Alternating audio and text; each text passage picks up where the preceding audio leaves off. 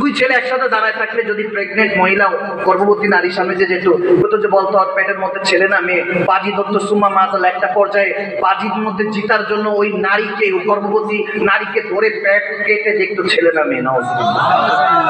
ওই জামানা পাড়ি দিয়ে এসেছি মুসলমান, চোখে মুখে পানি দেন। সেই জামানাকে আবাদ করেছেন আমার প্যারা নবী। 50 বছর যেতে দেরি নাই আমার নবী ইন্তেকালে, আবার সেই জামানা তার আসল চেহারা দেখিয়েছে। ইমামে হুসাইনে কারবালা রাসূলের খানদানের উপরে তলোয়ার চালিয়েছে।